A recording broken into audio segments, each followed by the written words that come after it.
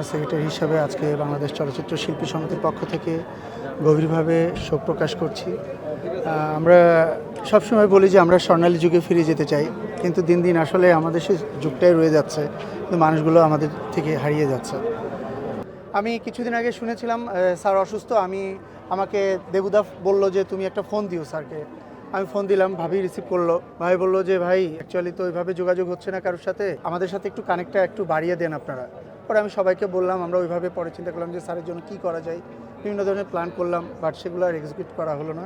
Sir আমাদের থেকে চলে গেল আর কি। এই মুহূর্তে আসলে আমার বলার কিছু নাই।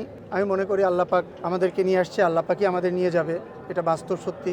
অনেক সময় সত্যিটা মানতে আমাদের হয়তো অনেক কষ্ট হয়, সেটা আমার বেলা হতে পারে, আপনার বেলাও হতে পারে। তা আল্লাহ পাক তাকে বেহেশত নসিব করুক। এবং আমার মনে হয় যে এই শোকগুলো আমরা আমাদের ভিতরে রাখি, এই শোকগুলো আমাদের ভিতরে রেখে সবার সঙ্গে একটু ভালো ব্যবহার করি, একটু শত্রুটা একটু কমিয়ে দিই, সবাইকে একটু ভালোবাসা বাড়িয়ে দিই। সব কিছু মিলে আমার মনে হয় সবাইকে নিয়ে একটু ভালোভাবে বাঁচা যায় কিনা আমরা সেটা অন্তত একটু চিন্তা করতে পারি।